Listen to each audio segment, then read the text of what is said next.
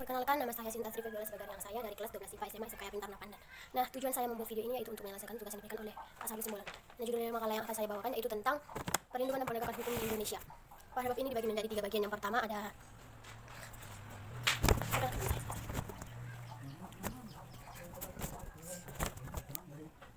hakikat perlindungan dan penegakan hukum. Yang kedua ada peran lembaga penegak hukum. Yang ketiga dinamika pelanggaran hukum.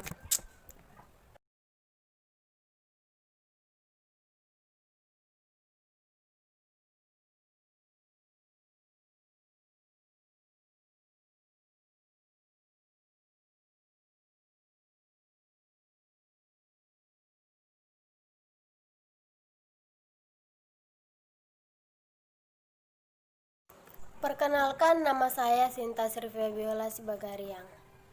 Saya dari kelas 12 IPA SMA SMK Pintar Napandan. Nah, tujuan saya membuat video ini yaitu untuk menyelesaikan tugas yang diberikan oleh Pak Sarul Simbolon. Adapun judul makalah yang akan saya bawakan yaitu tentang perlindungan dan penegakan hukum di Indonesia. Nah, pada bab ini dibagi menjadi 3 bagian. Yang pertama ada hakikat perlindungan dan penegakan hukum. Dan yang kedua ada peran lembaga penegak hukum dalam menjamin keadilan dan kedamaian. Dan yang ketiga ada dinamika pelanggaran hukum. Penegakan hak asasi manusia merupakan salah satu isu penting dalam kehidupan berbangsa dan bernegara. Namun masih banyak pelanggaran HAM di Indonesia yang belum terselesaikan dengan baik oleh pihak yang masih ragu-ragu atau penegakan hak asasi manusia di Indonesia. Dan faktor penyebab kurang tegaknya hak asasi manusia di Indonesia, persoalan hak asasi manusia berkaitan langsung dengan estetika martabat manusia sebagai makhluk Tuhan yang Maha Esa. Itulah sebabnya sebagai sebuah potensi yang dimiliki oleh manusia secara kodrat yang berasal dari Tuhan yang Maha Esa. Sebagai hak dasar, pokok, dan asasi manusia melekat bersama dengan kelahiran manusia di dunia. Karena itu persoalan yang hendak dipecahkan oleh seseorang adalah bagaimana memperlakukan hak asasi manusia secara konkret atau dalam kehidupan nyata sesuai dengan martabat kemanusiaannya. Nah, pada bab ini juga kita akan bahas satu persatu mengenai ketiga bagian yang tadi. Nah, kita akan membahas yang pertama yaitu hakikat perlindungan dan penegakan hukum. Yang pertama ada konsep perlindungan dan penegakan hukum. Apa sebenarnya perlindungan hukum itu? Menurut Amdi Hamzah, perlindungan hukum dimaknai sebagai upaya yang diperlakukan secara dasar oleh setiap manusia, maupun lembaga pemerintah, maupun swasta, dan lain sebagainya. Pengamanan, penguasaan, dan pembunuhan kesejahteraan hidup sesuai dengan hak-hak yang ada. Makna tersebut tidak terlepas dari fungsi hukum itu sendiri, yaitu untuk mengenai kepentingan manusia. Dengan kata lain, hukum memberikan perlindungan kepada manusia dalam memenuhi berbagai macam kepentingannya. Dalam syarat manusia juga harus melindungi kepentingan orang lain. Simanjuntak mengartikan perlindungan hukum sebagai segala upaya pemerintah untuk menjamin adanya kepastian hukum serta memberi perlindungan kepada warganya dan hak-haknya sebagai warga negara tidak dilanggar. Dan bagi yang melanggarnya akan diberikan sanksi atau hukuman sesuai hukum yang berlaku. Dengan demikian, suatu perlindungan dapat dikatakan sebagai perlindungan hukum apabila mengandung unsur-unsur sebagai berikut. Yang pertama, ada perlindungan dari pemerintah kepada warganya. Yang kedua, ada jaminan kepastian hukum. Dan yang ketiga, ada berkaitan dengan hak-hak warga negara. Dan yang keempat, adanya sanksi hukum bagi yang melanggarnya. Pada hakikatnya, setiap orang berhak mendapatkan perlindungan dari hukum itu sendiri. Oleh karena itu, terdapat banyak macam perlindungan hukum.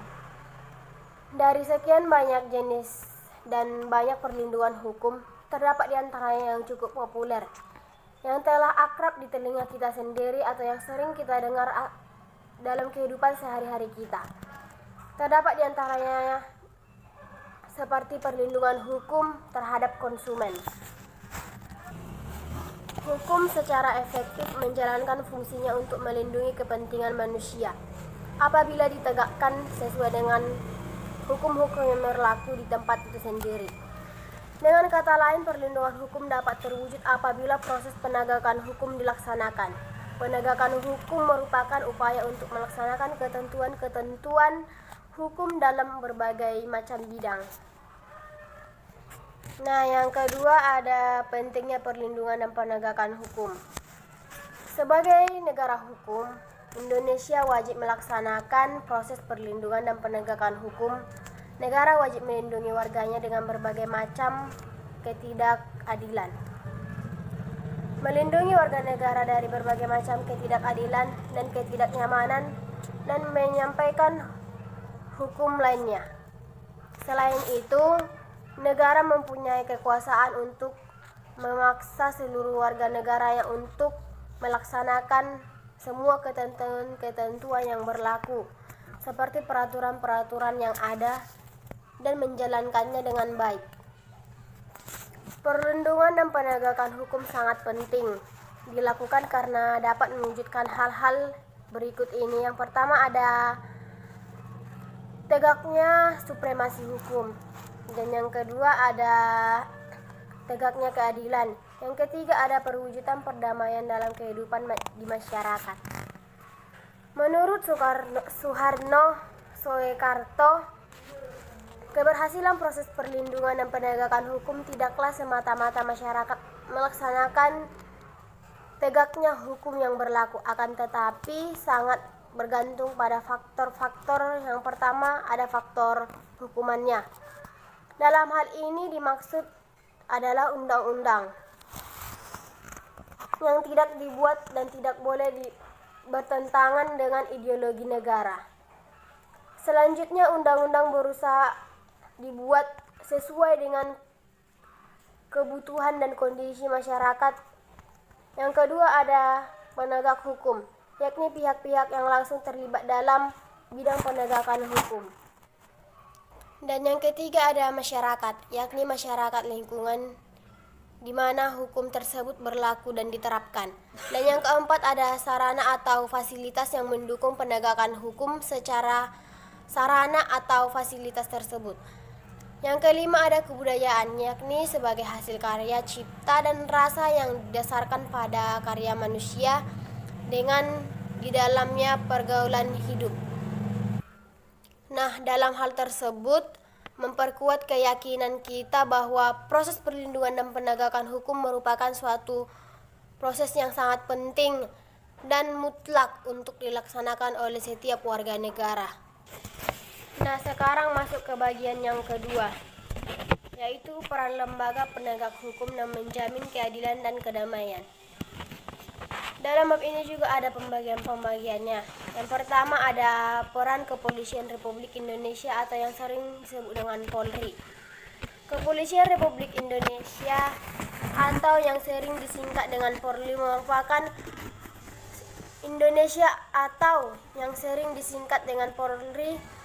merupakan lembaga negara yang berperan dalam memelihara keamanan dan ketertiban dan perlindungan, pengayoman dan pelayanan kepada masyarakat dalam rangka kepemeliharaannya keamanan dalam negeri. Selain itu, dalam bidang penegak hukum, khususnya yang berkaitan dengan penegakan tindak pidana sebagaimana yang diatur dalam KUHP, Polri sebagai penyidik utama yang menjalani setiap kesejahteraan secara umum dalam rangka menciptakan kedamaian negeri. Yang sering kita lihat Polri yang mengatur arah lalu lintas supaya tidak terjadi kemacetan. Nah, Pasal 16 Undang-Undang Dasar Republik Indonesia Nomor 2 Tahun 2002 tentang Kepolisian Republik Indonesia yang telah menetapkan kewenangan sebagai berikut ini. Yang pertama ada melakukan penangkapan, penahanan, penyeledakan dan penyitaan. Dan yang kedua melarang setiap orang menandalkan atau memasuki tempat kejadian perkara. Yang ketiga ada membawa dan menghadapkan orang penyidik dalam rangka penyidik. Yang keempat, menyuruh berhenti orang yang dicurigai, menanyakan serta memeriksa tanda pengenal diri. Dan yang kelima ada melakukan pemeriksaan atau penyitaan surat. Dan yang keenam ada memanggil orang yang melanggar dan untuk diperiksa. Dan yang ketujuh ada menangankan orang ahli yang diperlukan dalam hubungan dengan memeriksa orang tersebut. Dan yang kedelapan ada mengadakan penghentian penyidikan. Dan yang kesembilan ada menyerahkan berkas perkara untuk diperiksa. Dan yang kesepuluh menjauhkan permintaan secara langsung kepada pejabat. Dan yang ke-11 ada memberikan petunjuk bantuan penyidik kepada penyidik pegawai negeri sipil. Dan yang ke-12 mengadakan tindakan lain menurut hukum yang bertanggung jawab sesuai dengan tindakan penyidik yang dapat dilaksanakan dengan syarat berikut ini. Yang pertama ada tidak bertentangan dengan suatu aturan hukum. Yang kedua ada selaras dengan kewajiban hukum yang mengharuskan tindakan tersebut dilakukan. Dan yang ketiga ada harus patut, masuk akal, dan termasuk dalam lingkungan dan jabatannya. Dan yang keempat ada pertimbangan hak yang berdasarkan yang memaksa. Dan yang kelima menghormati hak asasi manusia. Dan yang kedua peran bijaksana Republik Indonesia. Pada bagian yang kedua ini, keberadaan kebijaksanaan Republik Indonesia diatur dalam Undang-Undang Dasar Republik Indonesia nomor 16 tahun 2004 tentang kebijaksanaan Republik Indonesia. Yang pertama di bidang pidana. Yang satu melaksanakan penuntutan, dan yang kedua melaksanakan penetapan hakim dan keputusan yang telah diperoleh kekuatan hukum tetap. Dan yang ketiga, melakukan pengawasan terhadap pelaksanaan keputusan pidana masyarakat. Putusan pidana pengawasan tersebut lepas dari masyarakat. Dan yang keempat, melaksanakan penyidik terhadap tindak pidana tertentu berdasarkan undang-undang. Dan yang kelima, melengkapi berkas perkara tertentu dan untuk dapat melakukan pemeriksaan tambahan dan dilimpahkan ke pengadilan yang dapat melaksanakan koordinasi yang menyelidik. Dan bagian yang B-nya ada bidang pidana dan tata usaha negara. Kebijaksanaan maupun di luar pengadilan untuk diatasnamakan negara atau pemerintah. Yang C ada dalam bidang ketertiban dan ketentraman umum. Pada bagian ini juga ada pembagiannya. Yang pertama ada peningkatan kesadaran hukum masyarakat. Yang kedua ada pengamanan kebijaksanaan penegakan hukum. Yang ketiga pengawasan barang cetakan. Dan yang ketiga pengawasan aliran kepercayaan dan terdapat berdasarkan masyarakat hukum dan negara yang berlaku di daerah itu sendiri. Dan yang kelima ada pencegahan pelayanan atau penyalahgunaan dan penodaan agama. Dan yang keenam ada penelitian dan pembangunan hukum serta statistik kriminal. Dan kepada yang bagian yang ketiga, peran hakim sebagai pelaksanaan kekuasaan kehakiman berwenang untuk undang-undang yang mengadili. Menurut ketentuan Undang-Undang Nomor 48 Tahun 2009 tentang kekuasaan kehakiman, dalam berdasarkan jenis lembaga peradilan dapat diklasifikasikan menjadi 3 kelompok. Yang pertama yaitu hakim pada Mahkamah Agung yang disebut dengan Hakim Agung. Dan yang kedua, hakim pada badan penyidik yang berada di bawah Mahkamah Agung, yaitu dalam lingkungan peradilan hukum, lingkungan peradilan agama, lingkungan peradilan militer, lingkungan peradilan khusus yang berada dalam lingkungan peradilan tersebut. Dan yang C, hakim pada Mahkamah Konstitusi disebut dengan Hakim Konstitusi. Dan pada bagian keempat, peran advokat dalam penegakan hukum. Advokat adalah orang yang berprofesi memberi jasa hukum, baik di dalam maupun di luar peradilan.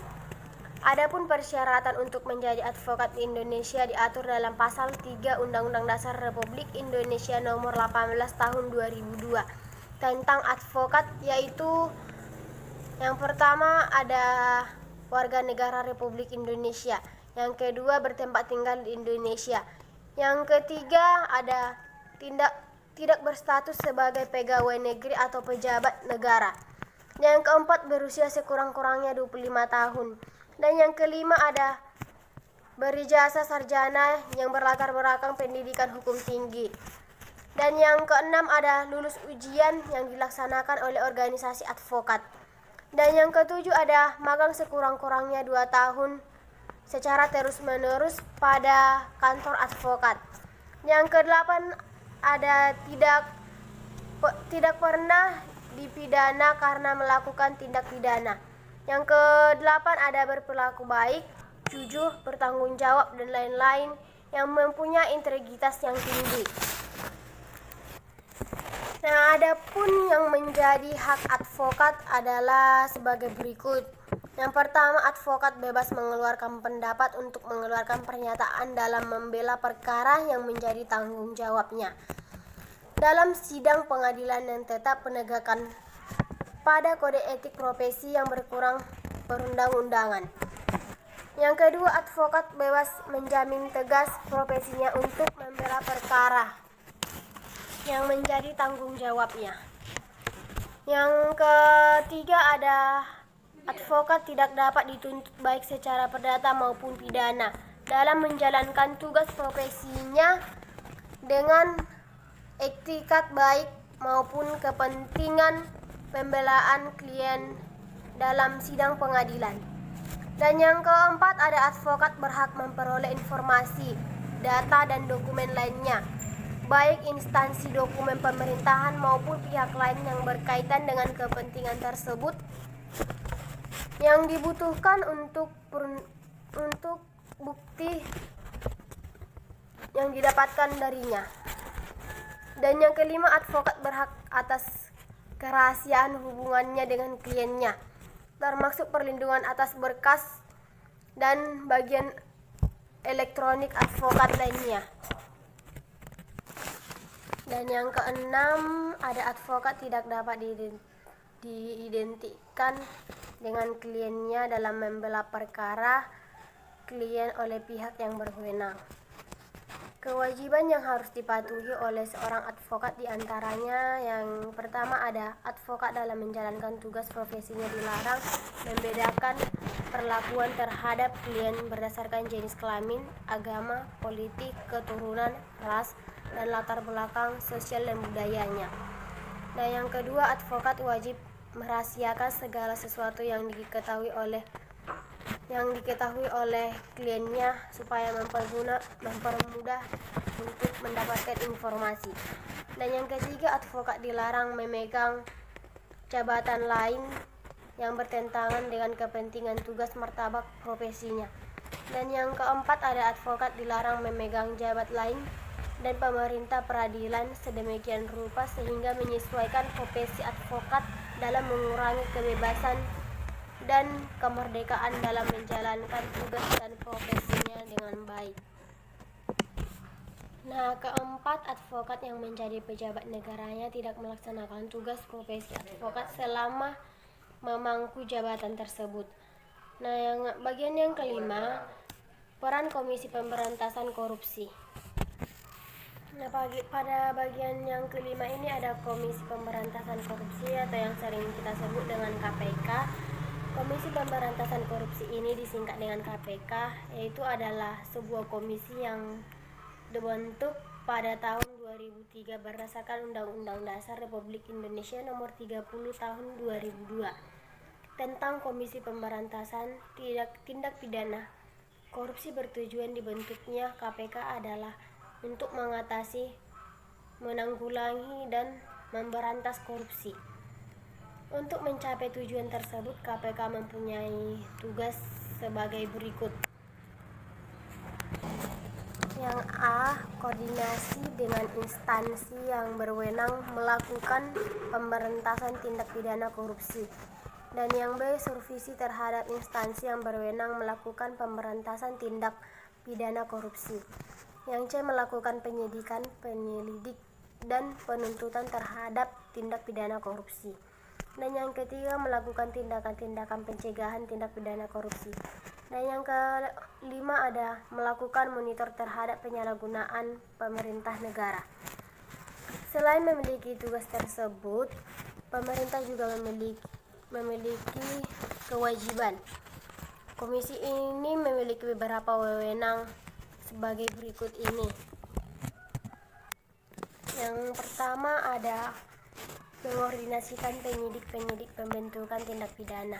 Yang kedua, menetapkan sistem pelaporan dan kegiatan pemberantasan tindak pidana.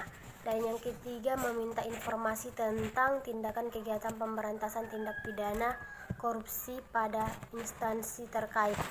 Dan yang keempat, melaksanakan dengan pendapat atau kemukakan dengan instansi yang berwenang melakukan pemberantasan tindak pidana. Dan yang kelima, meminta pelaporan instansi terhadap pencegahan tindak pidana korupsi. Dalam menjalankan tugas dan wewenangnya itu, KPK berpedoman pada asas berikut ini. Yang pertama ada kepastian hukum, yakni asas dalam negara hukum yang mengutamakan landasan peraturan perundang-undangan, kepatuhan dan peradilan setiap kebijakan menjalankan tugas dan wewenang KPK itu sendiri. Dan yang kedua ada keterbukaan, yakni asas yang membuka diri terhadap masyarakat untuk memperoleh informasi yang benar, jujur dan tidak diskriminatif tentang kinerja KPK dalam menjalankan tugas dan fungsinya tersebut. Yang ketiga ada akuntabilitas, yaitu asas yang menentukan bahwa setiap kegiatan dan hasil akhir kegiatan KPK harus dapat dipegang atau dipertanggungjawabkan kepada masyarakat atau rakyat sebagai pemegang kedaulatan tertinggi negara sesuai dengan peraturan perundang-undangan yang berlaku. Dan yang keempat ada kepentingan umum, yakni asas yang mendahulukan kepentingan umum dengan cara aspirasi, akomodatif, dan selektif. Dan yang kelima ada proporsionalitas, yakni asas yang mengutamakan antara tugas, wewenang, dan tanggung jawab dan kewajiban dari KPK itu sendiri. Nah, sekarang kita masuk ke bagian yang C, yaitu dinamika pelanggaran hukum. Nah, pada bagian yang ketiga ini juga ada pembagiannya. Yang pertama, berbagai kasus pelanggaran hukum. Pelanggaran hukum disebut juga pelanggaran melawan hukum, yaitu tindakan seseorang yang tidak sesuai dengan kepentingan dan peraturan-peraturan yang berlaku.